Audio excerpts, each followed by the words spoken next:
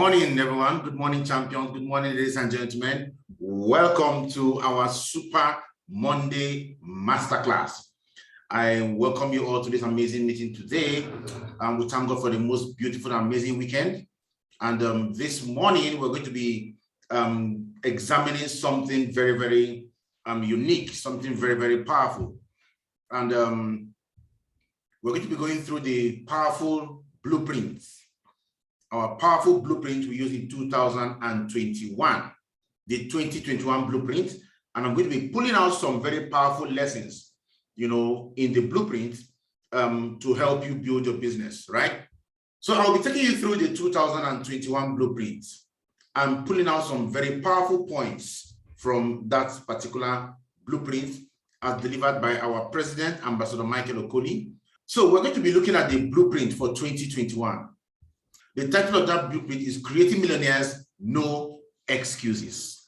Creating Millionaires, No Excuses. That title was well picked because you see, the essence of our business is to build a team of people who become millionaires. And we told you that our mission is to create 50,000 monthly millionaires in Nigeria by 2024. No excuses, right? Through the digital and connected economy. So that's what we want to do. And for us to do that, we need to understand the lessons from the blueprint that will help us so that we can move forward, in getting ourselves to our destination. And there are some core lessons, two core lessons I want us to look at first of all. And those two mindsets will help us to forge ahead and create the success that we're looking for in our business, right? Now, the first mindset we need to understand is that it doesn't matter what happens to you, right?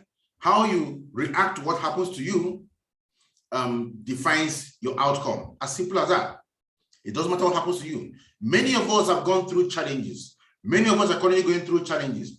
Many of us are facing difficulties, in the business. Some of us are unable to, make calls. Some of us are in places where you don't have La Buena Vida. Some of us don't have the phones to the kind of phones we need to join Zoom. Some of us speak to people and they don't join us. Some of us just have a lot of challenges around us, right? Remember, the same water that softens the yam hardens the egg, right? The same water that softens the yam hardens the egg. I want us to look at this as a very, very, very powerful line to live by. You see, what you are going through right now is not unique to you. The problems you are facing right now is not unique to you. But what you do with that problem is what makes all the difference. Right? It's what makes all the difference. They say when life throws lemons at you, what do you do with it? You use those lemons to make a lemonade. So you don't just sit down there and you're really whining, crying, that's as if you're the one that has the worst luck on earth. No, you're not the one.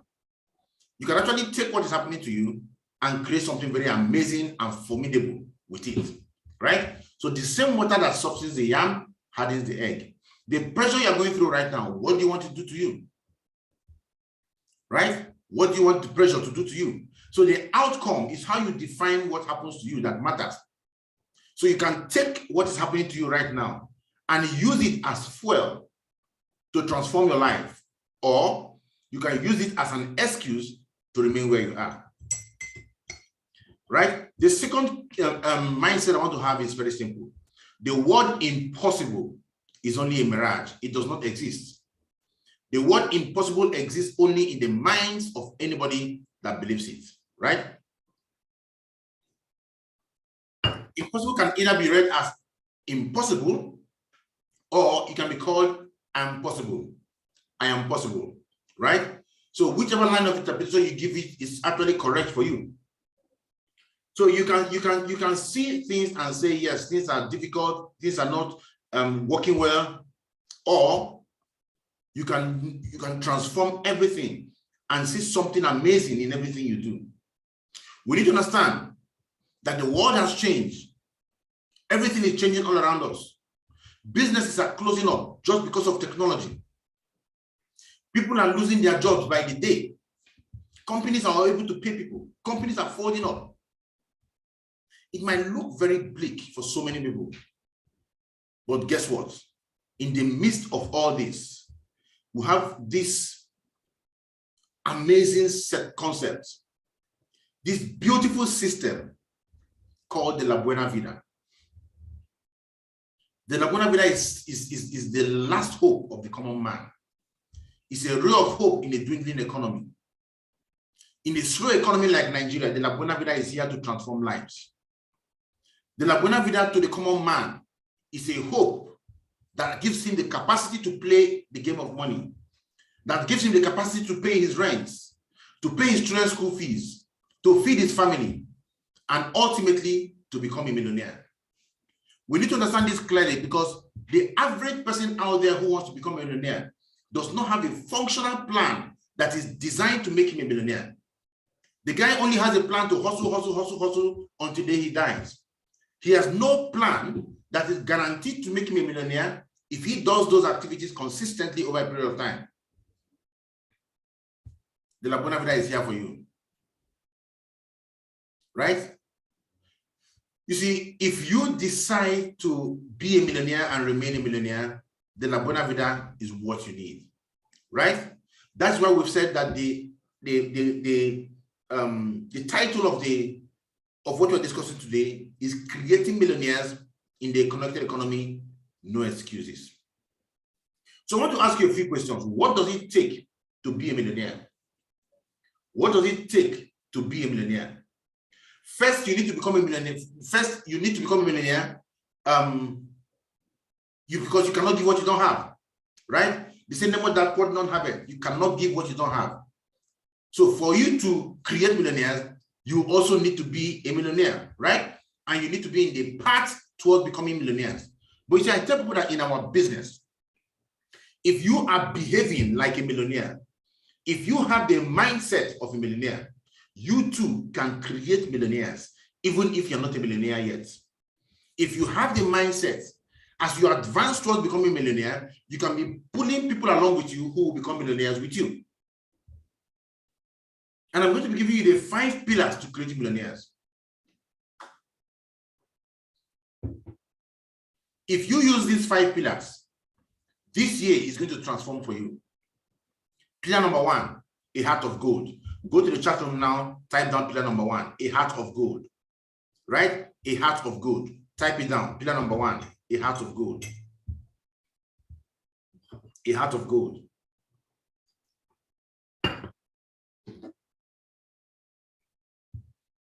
I'm giving you the 5 pillars for creating millionaires. Pillar number 1, a heart of gold. Now, what is a heart of gold? What do we mean when we're talking about a heart of gold, right? Now, this is a prerequisite for creating millionaires. A heart of gold is a heart that is genuinely interested and deeply concerned about other people. It is a heart that yearns for the success of others. A heart of gold is a heart that puts people above business and not business above people. In our business, the only way you can move to the next level is if you put people above business. People buy from people they know, like, and trust. And if you want people to buy from you, to join you in this business and to build this business with you, they must know you, they must like you, and they must trust you. And that means you must possess a heart of gold. A heart of gold is a selfless heart, right? It's like the heart of a mother nursing her newborn. The mother's concern is invested solely on the newborn, with all matters concerning self relegated to the background. So the woman doesn't think of herself. All she thinks about is the care and the well-being of the newborn. You must develop this kind of heart towards your teammates and prospects so that you enable you enable them become millionaires. Right? Because this is very, very important. Most people want to do this business, but you come towards your teammates with a lot of animosity. You're always angry at them, you're always quarreling with them, and you're not helping them in any way to move to the next level. You don't have a heart of gold.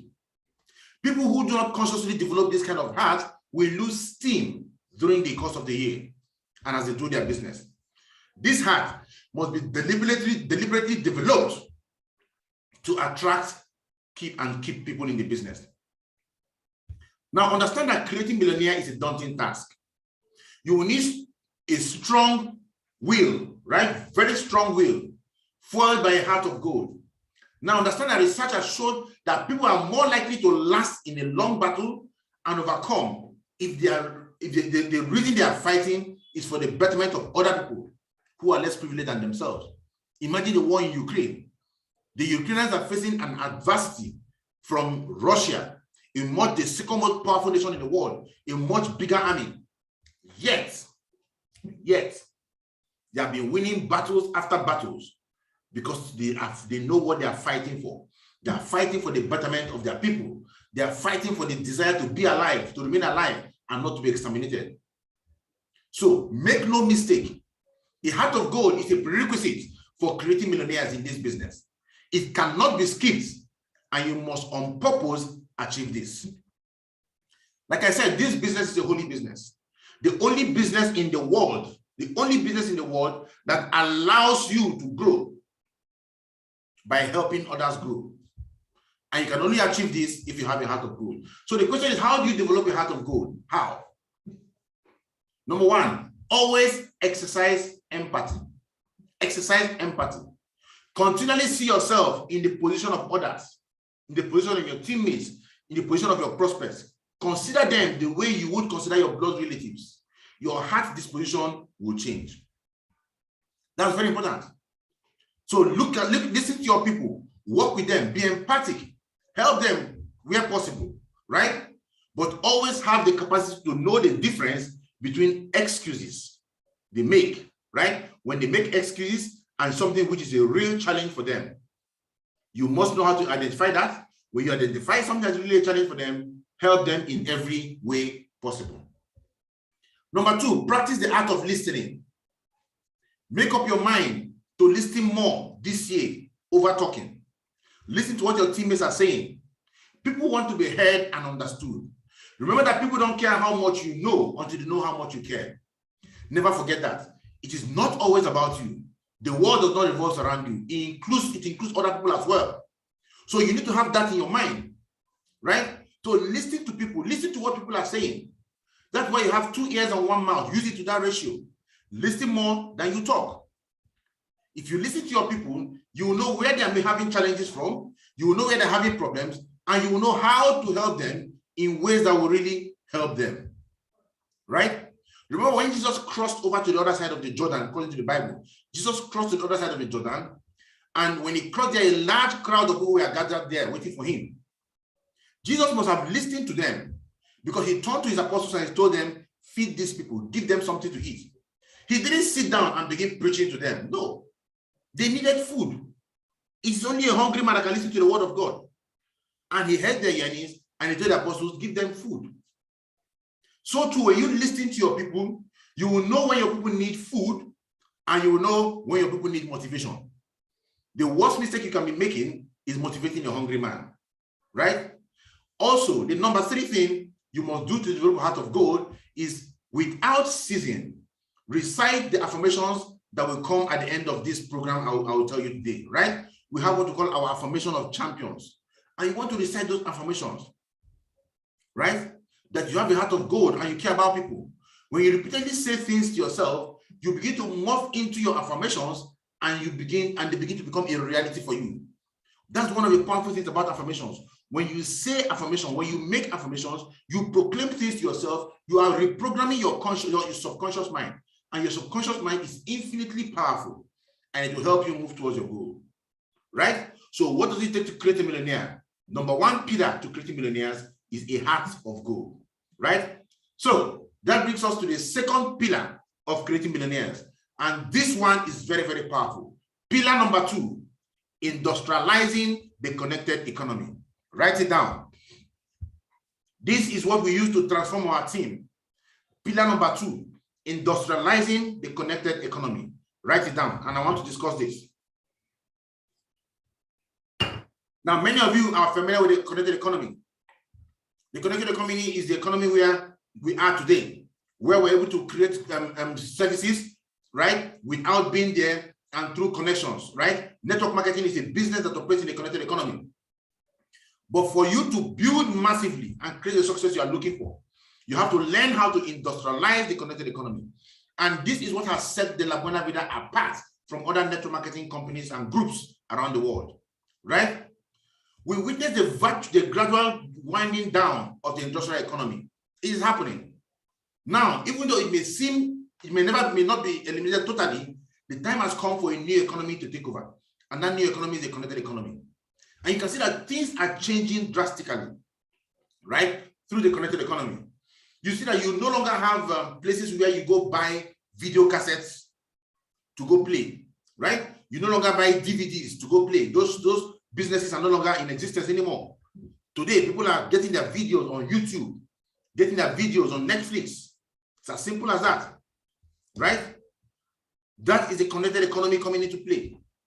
The connected economy is transforming everything. But you need to understand that one of the fastest ways to build in the connected economy is by industrializing it. Now, in as much as the industrial economy slows down, right, and slowly slips out of fashion, the structure, tenets, and principles that anchor the industrial economy may not quickly disappear. So you want to bring those structures into the connected economy, right? So what we need to do is this: as we enter this decade, right, and run through it, a lot of people will rush into the connected economy. Even though it's a breakthrough, the people that will thrive in the new economy are those who will bring to position the tenets, the disciplines, the principles, and operations of the industrial economy. So if you want to win in the connected economy, you want to be one of those people who are going to bring in the principles of the industrial economy into the connected economy, right? And everything will transform for you. Now, there are principles of the industrial economy I want us to examine. And the first principle we need to understand about the industrial economy is structure and organization. Structure and organization. One of the exciting attributes of the industrial economy is its entrepreneurial streak, right? In the industrial economy, somebody works at their own pace and their own time. Now, with this though, working at your own pace and time comes with a drawback of not being structured and organized. It's as simple as that. Because when people work for themselves, there's no structure most of the time. At the dawn of the connected economy, you may have been forgiven for not operating with structure. In this decade, you cannot succeed without a structure. When the connected economy started, people will just go out there connecting people, doing whatever they're doing, no structure, and you are hoping that somewhere along the line, somebody will take your business serious, take the business serious and run with it. But today, that doesn't work anymore. Today, you must put structures on ground if you mean to grow. If not, you will be one of those working in the connected economy and trampled upon by those who have structures. When I say structure, I mean organization and planning in our engagement protocols. I mean repercussions when you go against the model structure. That's what we talk about. Now, let's take a look at the bank, right? Or a telecommunication firm, right? Or even a private supermarket as a case study here. The modus operandi follows a strict model. You cannot just show up to a bank to work and close at your own discretion, right? Or you begin to sell products or whatever you need to do whenever you're in the mood.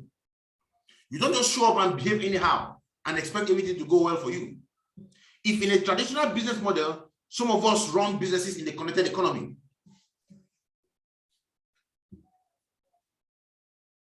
As if you're in a traditional business model, right, and you run your business, how you run the connected economy, guess what? You might not go last 1 week. In fact, you will not last 1 week. Right? So you want to run your connected economy business, how you run your industrial economy business. And this is something we need to understand. right? Because that is the only way you can build a very functional and effective business. Now, companies use penalties, right? They use penalties to demand compliance in organizations. So when people default in organization, they are penalized, right? But in the connected economy, because you are not penalized, guess what? Anybody can come in, do whatever they want to do, right? And that's why a lot of people don't create success in our business. You find out why many people here don't create success. It's not because you don't know what to do. It's not because you don't know how to run the business, right? But the core reason why most people don't create success is basically because there is no discipline. There is no discipline, right? There is no structure on ground. So bringing it home, due to the massive influx of people into the connected economy, which is our business, the people that will thrive are those that stick strictly to a daily routine as though working for an organization. The thrivers shall be those who adopt the disciplines of the industrial economy, mindsets inclusive. They do not do the business because they like to, but because there are repercussions if they do not do the business. They will be the fortune makers of the connected economy of this decade. Some of you sign up into this business and you're saying, I don't like the business, I don't like the business. And you say you don't like the business, and because of that, you don't do the business. Right? That's why you're missing it. It is because you are coming into this with the connected economy mindset. Thinking it's something you can come and do and not do, or choose not to do. No. If you are employed and paid 500,000 naira a month to do this business, what time will you get to the office? Will you get to the office by 10 o'clock? Will you close by 2 o'clock? Will you not do the activities? If your boss pays you 500,000 naira to do this business, will you or will you not do the business? Right? Because that's the money you take home to feed your family. Will you tell your wife, hey, that is connected economy. They are into AIM Global. I don't like what they are doing there. And because of that, I will not do the 500,000 naira job. You will not even finish the statement. You see yourself in the hospital.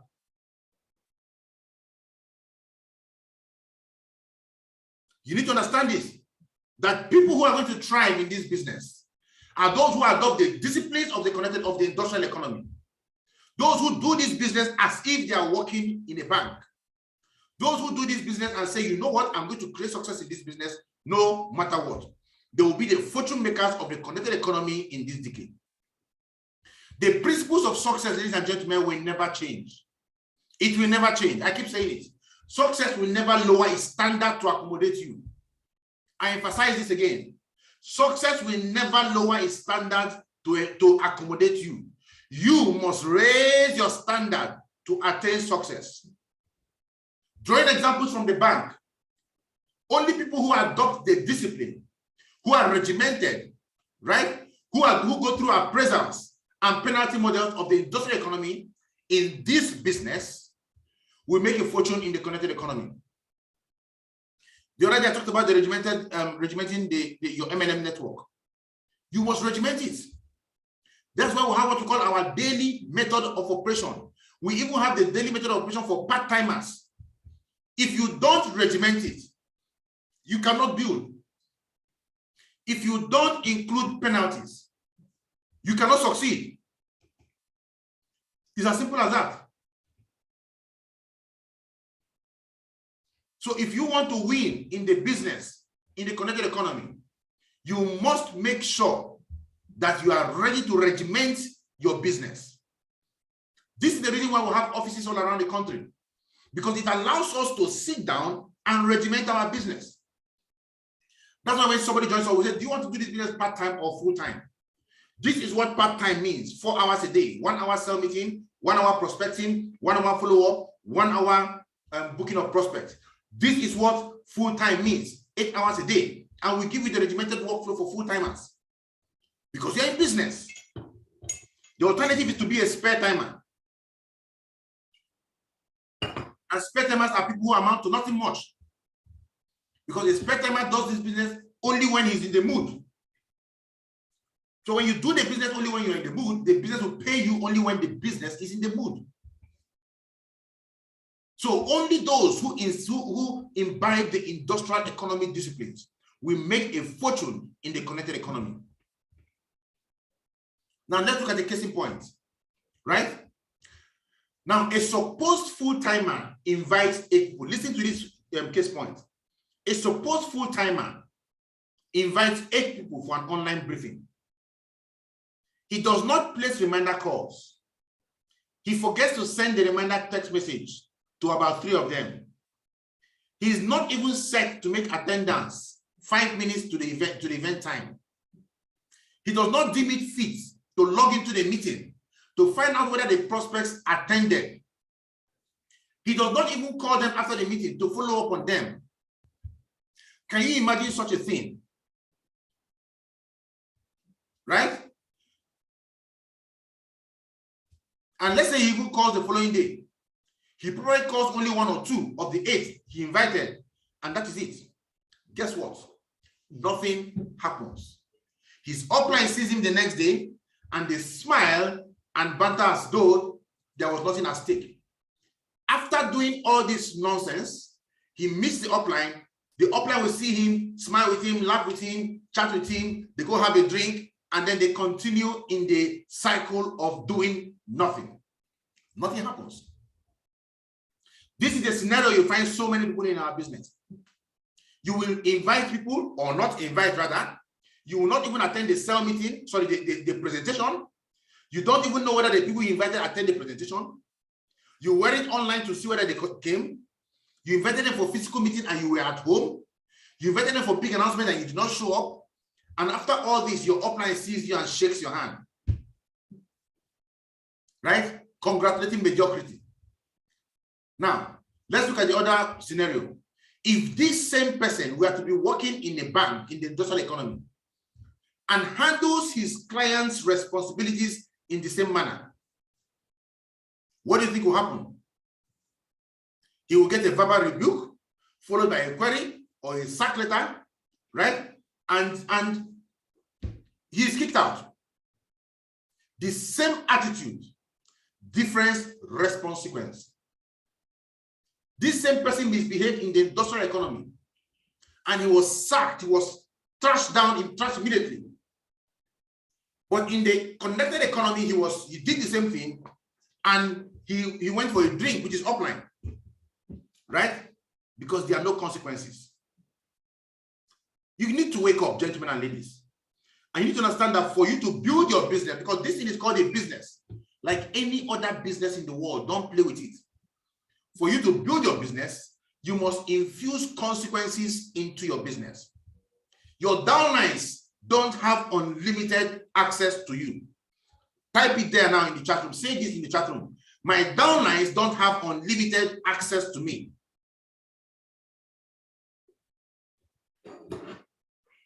My downlines don't have unlimited access to me. When you industrialize the connected economy, your downlines don't have unlimited access to you. I will explain why I said that. Because some of you are seeing it now, you're not wondering, why are you saying that? Why are you saying that? It's not good. Your downlines don't have unlimited access to you. Downlines who are not ready to conform with the tenets of the industrial economy don't have unlimited access to you. Only downlines who are conforming with the tenets of industrializing the connected economy have access to you. Because not everybody is going to join in building your business with you. After all, there's something we call the 80-20 law. 80% of people will contribute to only 20% of your income. And 20% of people will contribute to 80% of your income. So spend 80% of your time with 20% of people who give you 80% of your income. And 20% of time with 80% of your people who give you 20% of your income. Your downlines don't have unlimited access to you. And because you want them to, they think they have unlimited access to you, that is the reason why you are talking to them, they are not responding. That's the reason why you call them, come for the IPO, they don't show up. Come attend your quick start guide, they don't show up. Come, let's invite, they don't show up. Pick the phone and call them and tell them, you only have 10 more days with me. You only have 30 more days with me, 20 more days with me. Count down from 45 days down. And they will sit up. Because they know that they don't have unlimited access to you. You have other people you want to work with. So you have the SMO checklist, which you are supposed to discuss and finish with them in 30 days. And you have given them 45 days maximum to get it done. And if they are not showing up, you want to let them know that they don't have unlimited access to you. This is one of the ways you can industrialize the Canadian economy by infusing penalties and consequences when people are not doing what needs to be done. That's one of the ways you can do it. They don't have access to you in an unlimited fashion. If you have an office, they don't have access to your office in an unlimited way. People who are not taking their business serious should not be people who you are giving that kind of attention to. Because if there are no consequences, nothing is going to go well, right? So there are different ways, 3 types of connectors, right? The first type of connectors are the full-timers, then we'll have the part-timers, and we'll have the spare-timers. The spare-timers are those who do the business whenever they feel like, at their spare time, right? And this bridge can only get what we call supplemental income, right? Which can be good, by the way, but they should not dream about making anything big, making big fortune, because you cannot create massive fortune in your spare time. You look at how it works. You have a job that pays you 100,000 naira. You give that, or let's say 200,000 naira. You give that job that pays you 200,000 naira from 8 a.m. to 5 p.m. in the evening, right? 8 a.m. to 5 p.m., about 8 hours. I don't know how long that is, right? That's why you give that job that pays you 200K monthly. Then you come into our business and you want to earn 1 million naira monthly, and you do the business when you're in the mood. What do you expect the business to pay you, right? So there's a limit to what you can earn when you do the business when you're in the mood. Now the thing about spare timers is it's not necessarily that you work, it's because you work. No, there are people who don't work, who don't have anything doing. Yes, they are spare timers. They prefer spending more time on Netflix or gisting with their friends than talking about our business. So they are spare timers, right? Then we have the full timer, the part timers. The part timers are people that commit a substantial part of their time building this business outside their already allotted time for their paid employment or other engagements. The part-timers treat the business as a side hustle, like a second job or a third job or something like that, but is regimented and committed to it. This class of connectors can make significant income in this business. They can even hit 6 figures monthly. Some fierce part-timer can hit 7 figures monthly, over 1 million naira, right? Depending on the quality and the time allotted to the business. Still, part-timers can't make a fortune in this business because you cannot do part-time, because nothing you do part-time can make you a fortune. It's as simple as that. So if you're a part-timer, you want to create massive fortune for yourself, you cannot create that through this system because you're already giving more time to less rewarding ventures. And that's the truth. When you give more time to less rewarding ventures, the more rewarding venture will not be happy with you, right? So you need to understand what we're talking about, and you need to push hard. As a part-timer, your connected economy business must be structured, even if you're just putting 2 hours a day, just like you have a second job. So it must be structured. It must be regimented with accountability partners. Otherwise, you become a spare timer. Let me take that for you again, because many of you are part-timers, and you need to understand what it looks like. As a part-timer, your connected economy business must be structured, even if you are just putting 2 hours a day, just as if you have a second job. So you must regiment it. It must be structured, right? It must be regimented with accountability partners. Otherwise, you are functioning as a spare timer. And your team will tell you that as a part-timer, you have to do your best to put in 4 hours in a day. How do you get the 4 hours? 1 hour for cell meeting in the morning. Very important. You can actually have an earpiece in your ear and doing your job in the office 8 to 9 a.m. and then you hear the cell meeting, right? And then after your work, put in 3 hours. After your job, put in 3 hours. If you have a supermarket you build, right? You have a supermarket you've invested 20, 30 million naira in. and that supermarket is somewhere close to your home. When you close from work, you will go to your supermarket and you're going to spend at least 3-4 hours there before you go home. You will not just leave your supermarket to the wheels and caprices of the boys working there. If not, you come back, you come there, you see you won't have any business anymore. So you have to be there to see your business grow. Same thing with our business. When you close and go home, go into your closet, right? Get into your closet, your study, or that angle in your room where you have a table, and sit down there and run your business for 3 hours. If you're a part-timer and you don't have a table from where you work from, you are not serious in the business. I tell you, you are not serious in the business.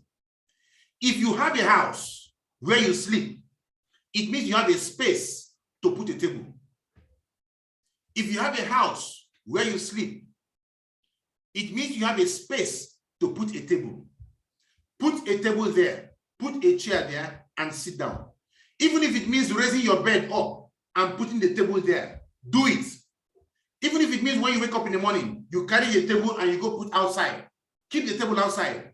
Whenever you want to use the table, you come back, you put the table inside, shift your bed, and do it. Even if it means the table is a table you use for your television, you put your TV there. When you want to do the business, you bring down the TV and sit down on the table and do what you need to do. If you're a part-timer, you don't have a table from where you work, you are not in business. You are still a spare timer. Right? I know some of you will now see that we are revealing who you are right now. If you're a part-time, if your part-time commitment in this business totals 2 hours a day, for instance, those 2 hours must be defined. In our case, 4 hours must be defined, right? And we've told you exactly what you need to do. 1 hour prospecting, 1 hour sales meeting, 1 hour for prospecting, looking for people, right? 1 hour for following up, and 1 hour for booking people for presentations. These are the things you're going to be doing. And if you do these things daily, you are going to build a formidable business, even if you're a part-timer. Now, the full-timers are those who devote their lives, right? Now, the full-timers are those who devote their life to the business, seeing it as a cause they live for. They don't just make money, they make a fortune, and not just in terms of money, but also in terms of impact. We need to understand this, because for those of us who claim we are full-timers, you need to understand the mindset that drives the full-timer. The full-timers are those who devote their life to this business. They see this business as a cause they live for. They don't just make money, they make a fortune. And it's not just in terms of money, but also in terms of impact. I tell you that for many of us, this business is not just a business. This business is a vocation. This business is a call. This business is something we do because we don't have the option of not doing it. There is no option of not doing it. This business allows us, the full-timers, to reach and touch lives that no other person is prepared to reach and touch. This business allows us to go deep into the world, deep down into the world, and transform lives by the activities that we are doing and teaching and duplicating. And by doing this, we create a team and a network of people all over the world who are living the good life, just because we said yes to living the good life as full-timers. In this business, we are in a vocation. We are on a vocation. And we're not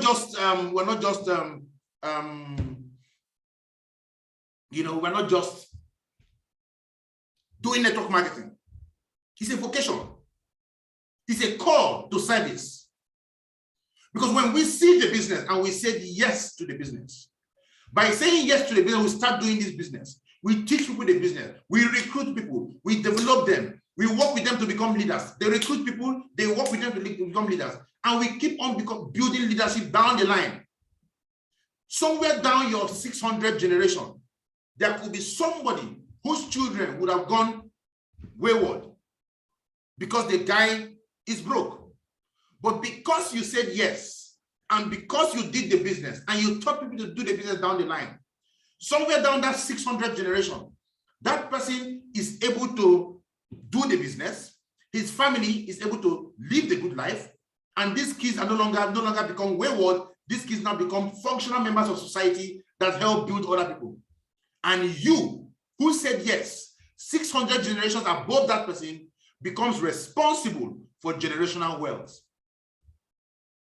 Because you said yes and did the business, you become responsible for generational wealth. But for that person who said no to doing the business, who refused to do the business, and consequently did not create those connections down the lines, 600 generations under him that should have emerged didn't emerge, and that man's children becomes wayward, you became responsible for generational poverty. So our business is a call to service. And for those of us who have been connected to this business, it is demanded of you by God to do the business. I say that again. If you are connected to this business and listening to my voice, it is demanded of you by God that you do the business, because this is a holy business. I want you to go to the chat room and type down. Go to the chat room and type it down. It is demanded of me by God that I do the business. It is demanded of me by God that I do the business. It's a demand. Just like God demanded of Jonah to go preach. And Jonah was there running helter-skelter until God had to cast him, and a fish swallowed him. And he was vomited on the shores of Nineveh, and he had to go preach. That is what is happening to a lot of people here. That's why I see a lot of people go in circles and still come back into network marketing. That's why I see a lot of people who come into network marketing and they leave it, they end up not doing well anywhere. Because they left a system that God has given to them to transform lives. It is demanded of me by God that I do this business. It's a demand. And when you see it as a demand, you will do whatever it takes to get it done, because it's a call, it is a vocation, it is a mandate that you must carry.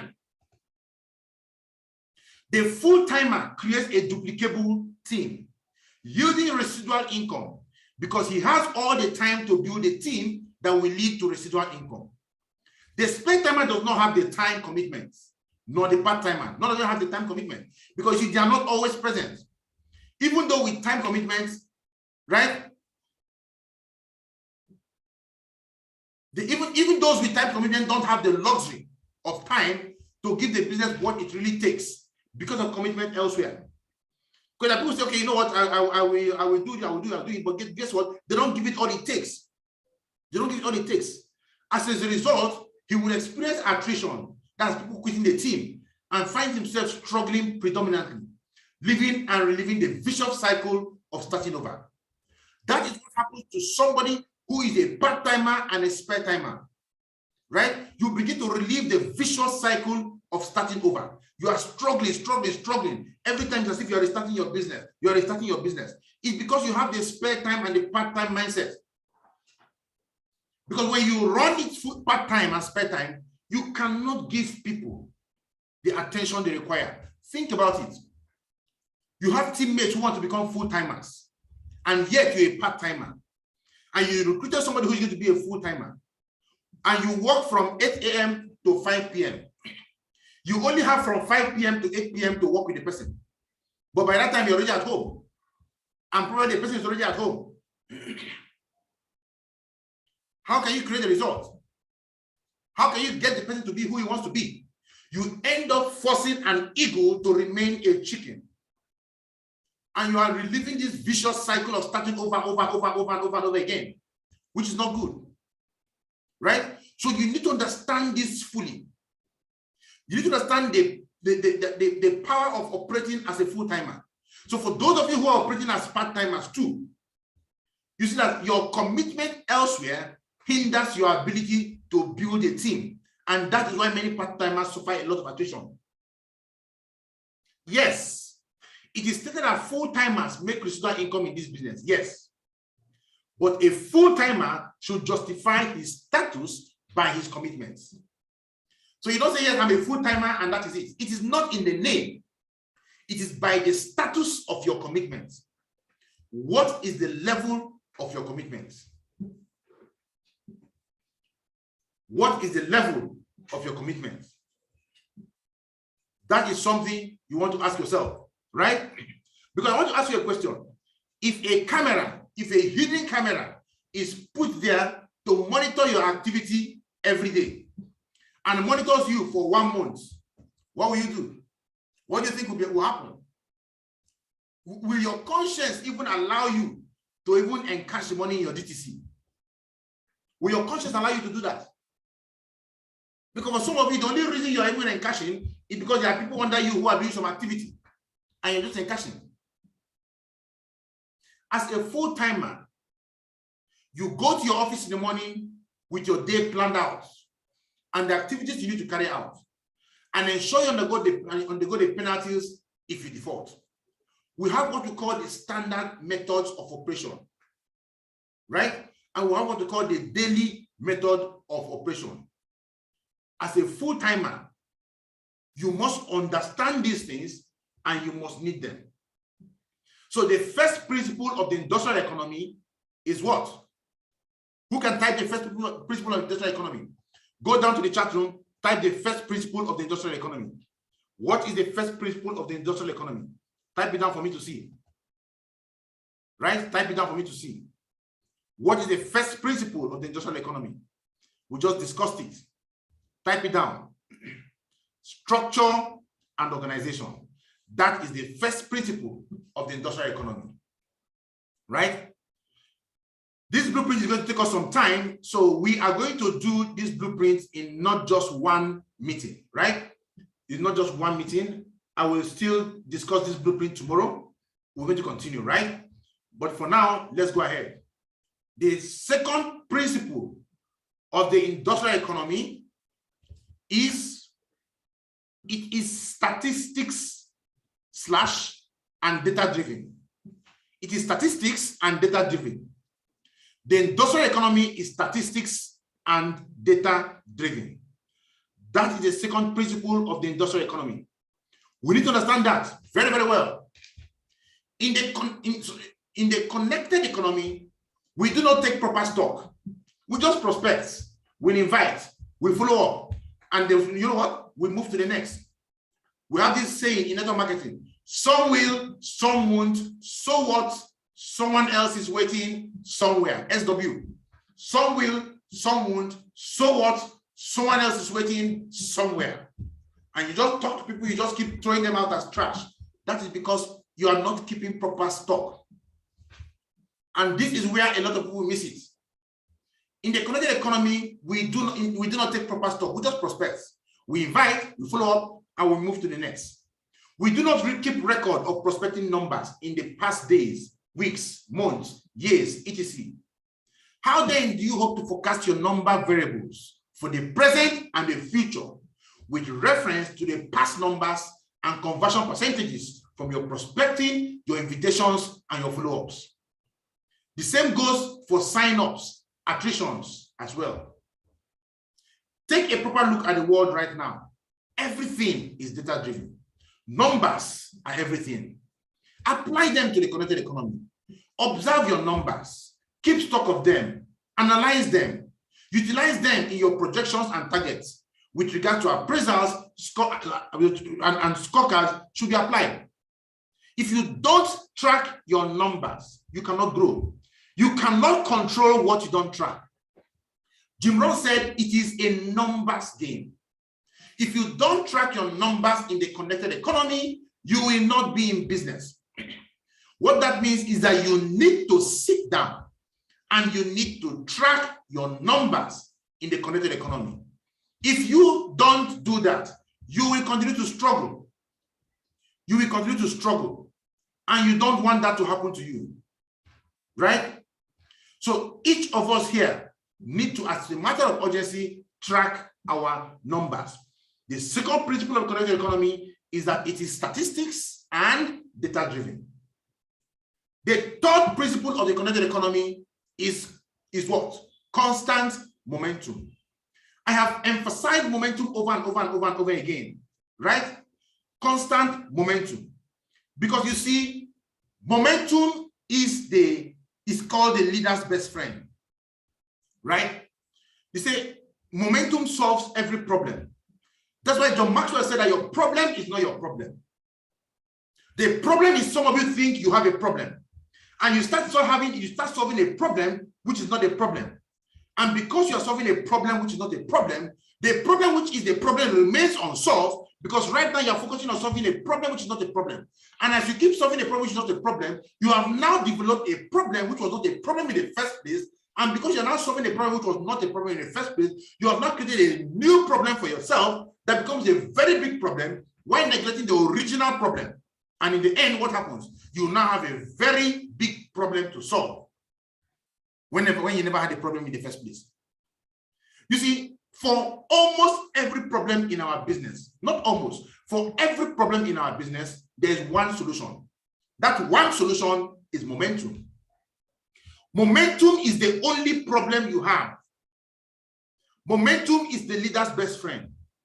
Momentum makes leaders better than they are. Momentum makes followers better than they are. Lack of momentum makes leaders worse than they are. Right? Lack of momentum makes followers worse than they are. You see, when you have momentum in your business, every other problem seems to fade away. When you have momentum in your business, you are working the business, you are inviting people, you are talking to people, you are in momentum. You won't cry when two people do not sign up into your business.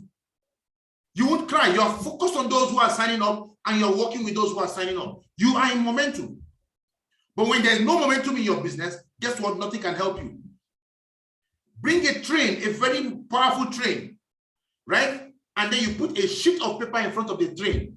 If that train has no momentum, the train is not going to move, and nothing is going to happen to that piece of paper.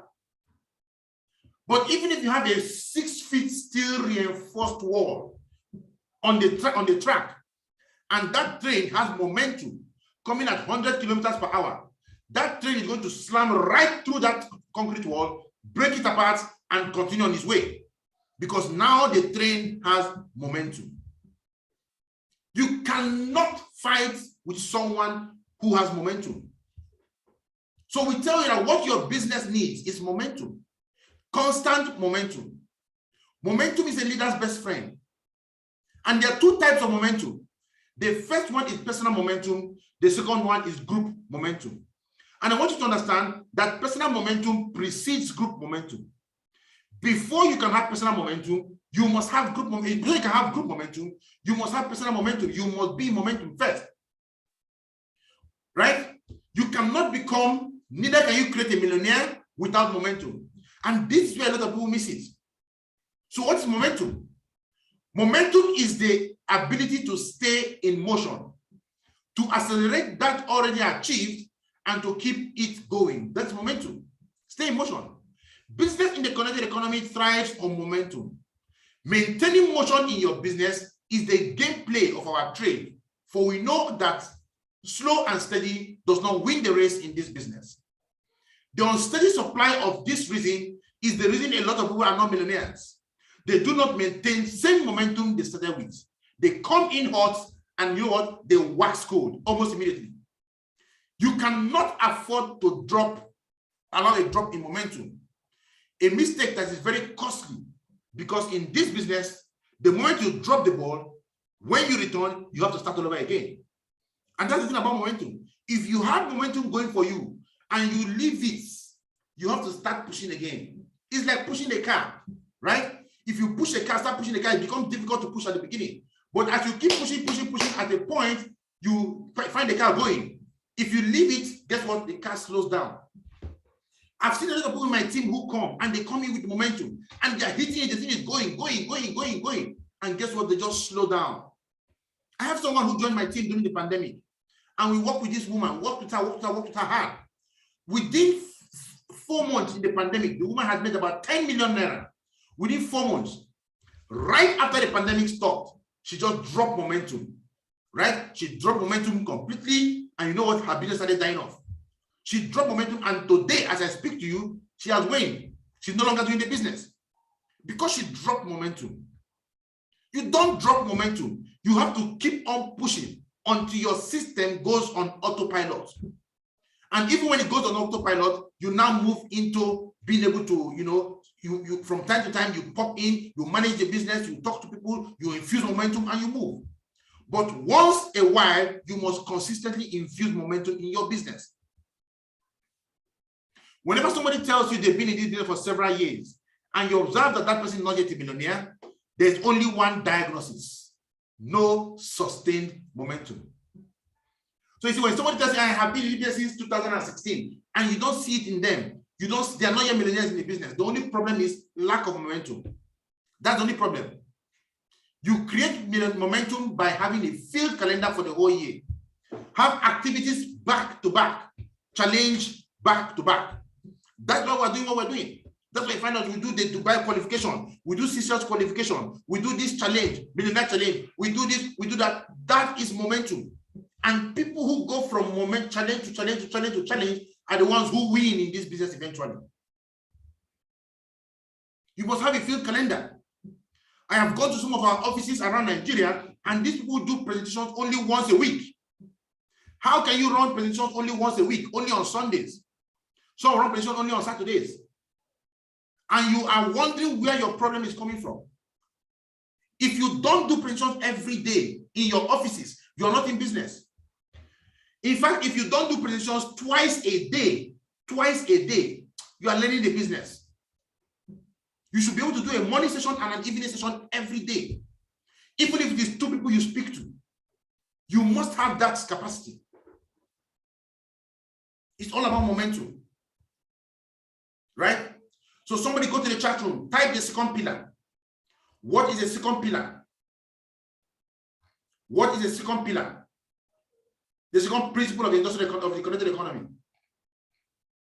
What is the second principle?